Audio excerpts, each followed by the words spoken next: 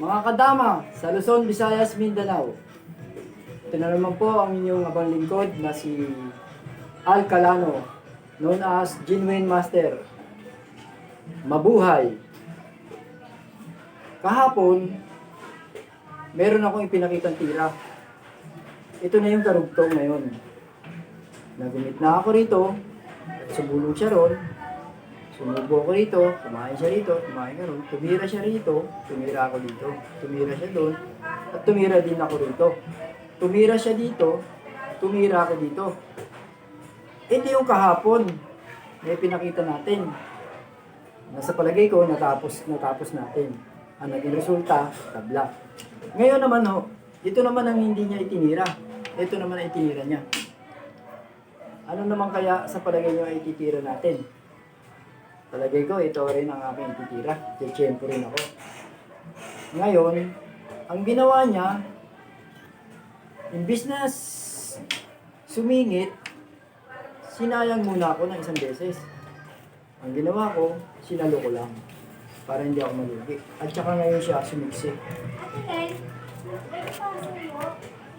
Ngayon, wala ako ibang choices. Dito ako tumira. Parang nasa gano'n, pinoprotection ako na hindi makababa ito at saka hindi rin ito makababa. So, ang ginawa niya, then hindi siya pwede rito at hindi siya pwede ron. Ito tinira niya. Kaya kumain ako doon, kumain siya ron. So, parang naagaw niya yung posisyon. Ako naman, ang ginawa ko, dahil pinisisyonan niya ako, pinilit kong sumiksik dito, sa gitna. Umatake ko. Ang ginawa niya naman, pumunta naman siya rito. Bakit? Ang ginawa ko naman, dahil nakikita ko, gusto niya akong ipitin, sumiksik na naman uli ako sa gitna.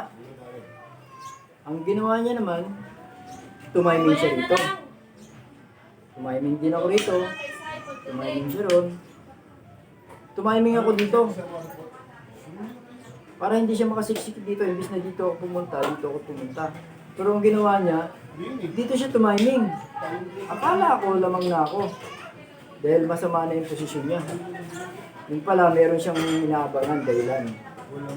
Alam niya itong ititira ko, hindi naman pwede ito dahil lalo ako magigipit. Kaya ang ginawa niya, ang ginawa ko, ito ang tinira ko. At alam ko rin lalansihin niya ako. Ang ginawa niya, nilansing ako.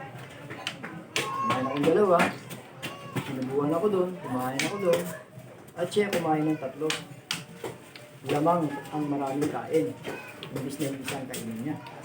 Ngayon, nalugay ko ng isa, kakainin pa uli yung isa ko, natural, hindi ko na ipalulugi na maging 2 pa yung lugi ko. Kaya ang ginawa ko, dumama ako. E sa pagdama ko na yan, inisip niya, nasukulin ako para hindi makagalaw ang dama, kaya pumunta siya rito. Bawal ko ilagay yung posisyon yung dama ko rito para hindi maipit.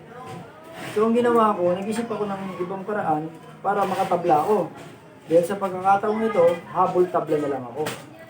Kaya ang ginawa ko, ito yung best move ko. Pinakain ko to. At pinakain ko ulit. Ganon. Choices niya ngayon kung saan siya kakain dahil 2 ang pagpipilian. Pwede dito, pwede rin dito. Sa akin, nag-aabang na ako kung saan siya kakain. Sabi niya ni Ako Jo. Dito siya kumain.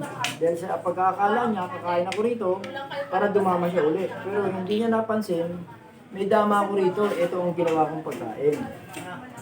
Siya ngayon ang kumain pabalik, at ako naman kumain ng 2. So sa makatuwid, balansin na kami sa pizza, nabawi ko yung dibaldi ko. Nakahanap yata ako ng tabla, kaya dito sa pagkakataon na ito, lamang na ang tabla. So tama, no, mga kadama? Ngayon, may ba tayo? Bakit nga ba wala akong pinapakitang panalo sa bawat larangan ng laro? Kasi ang panalo sa bawat larangan ng laro ay yung pagkakamali lang ng magkabilang side. Dito sa pagkakataon na ito, walang nagkamali, kaya tumabla. Ngayon, ito ang isang halimbawa. Kung halimbawa, ang itinira ng second move ay ganito. Break lang natin ulit. Dito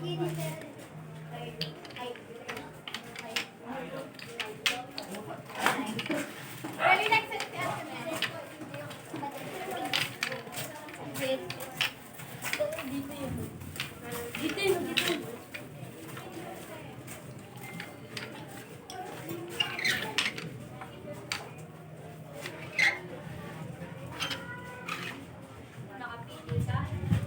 Ayan o.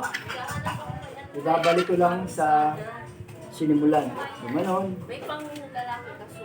Maliliit yung size. Sagkit lang magagang. Sagkit pinilaki.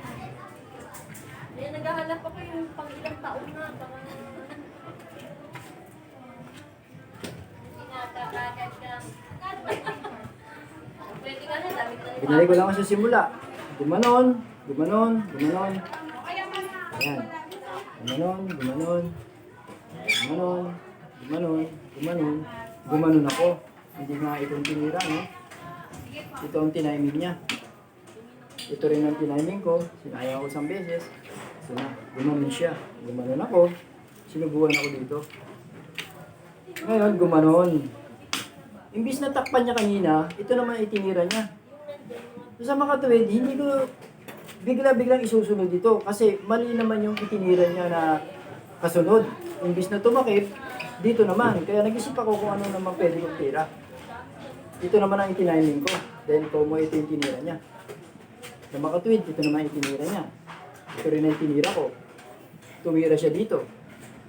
Iba na tong posisyon na to. Kaya dito sa pagkakataon na ito, siguro, baka magkamali siya. Dahil sa pagkakamali, doon magkakaroon ng katalunan. Tumira ako dito.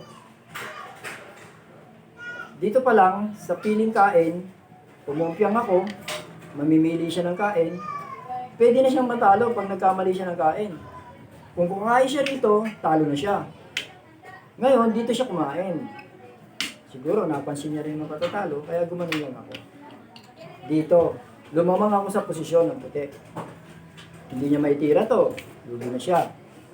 Ang ginawa niya, ito lang ay tinira niya. Umatras siya para makarecover. Ako naman, palibasa, nawala ng puwang to. Inatake ko. Gusto kong kunin yung isa niyang walang suporta. Nung ginawa niya, dahil alam niyang gaganunin ko yan, kukunin ko, ito ngayon ang sinuporta niya. Dahil alam kong pupunta rito yung isang pitya niya, gumanon agad ako. Hindi siya makapunta rito. Ang ginawa niya, dito siya tumira. Akala ko naman, mananakaw ko, pero hindi. Nakita ko, meron pala siyang lansi, oh. Pag ginanong ko, pwede siyang gumanon, matatalo naman ako. Kaya ang ginawa ko, dito muna ako.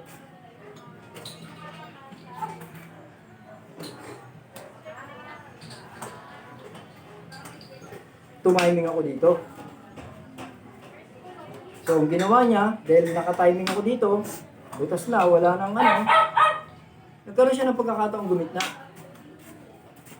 Ina-atake niya na ako sa posisyon na maganda. Kaya ang ginawa ko, sinayang ko yung sakita niya. Kung gaganon siya, posibleng nakareal ako, siya, magbabantayan, dalamang ako sa posisyon. Kaya ang ginawa niya, ang choices niya, ito lang. Kumain man ako doon, may balik siya. Kaya kumain ako dito, bumalik lang siya. Yan. Wala naman ako ibang tira dahil paipit ito, kaya binuko ko lang to. Ngayon, dito na sa part na to, magkakaroon ng mga error na tira. Pero hindi ko sinabi na matatalo na yung itim. Dito tumira, yan ang sinasabing error. Dahil dyan sa pagkakataon na yan, dyan tumira, talo na yan. Isusubo lang to. Oh. Ano pa isusunod niya?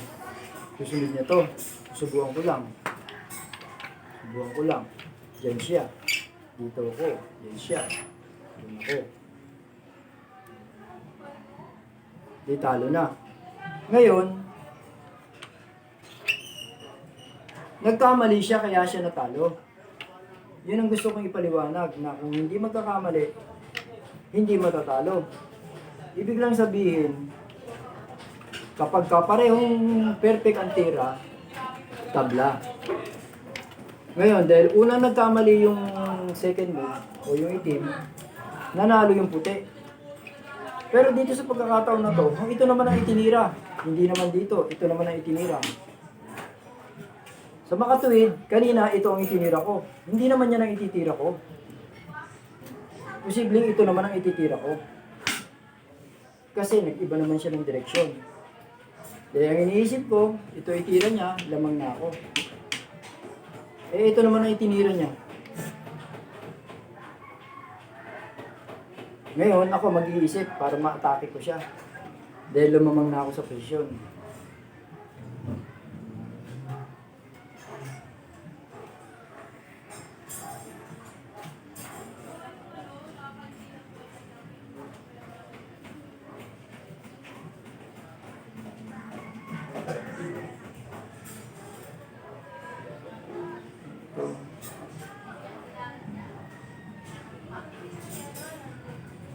Ito ang sigurado kong magandang tira.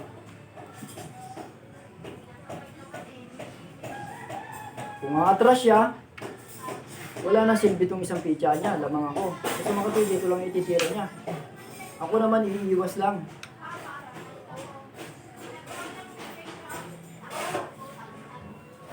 Siya naman, susuportahan yan para hindi ako makababa sa dama. Pwedeng ito, o pwedeng ito. Ito unang niyang tinira.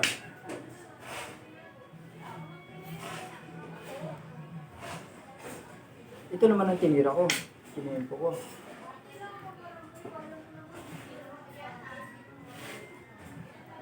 Ang ginawa niya,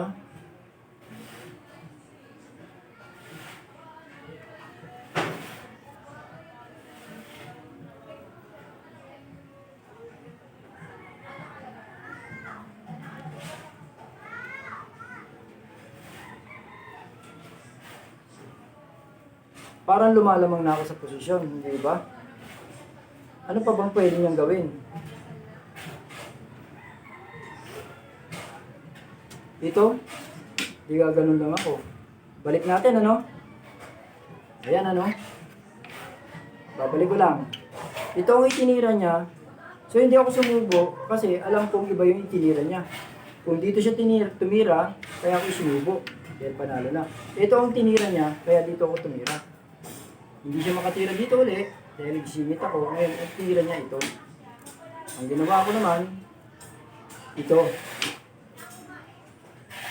Gumanon siya, gumanon ako. Gumanon siya, at gumanon din naman ako.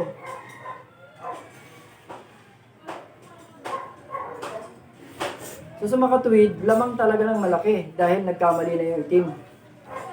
No? Ayan yung sinasabi kong lamang na nagkamali yung kabila, kaya lumamang yung puti. Kung tama yung itinira, walang magkakatalo, tabla. Yan na yung part na pwedeng manalo yung puti, nagkamali yung second move.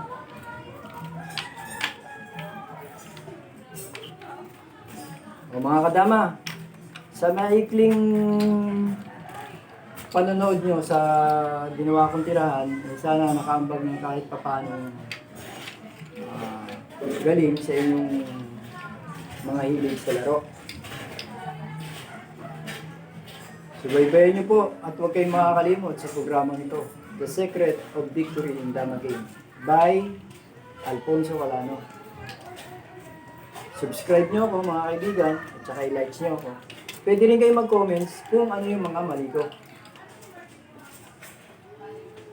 Bye! See you soon!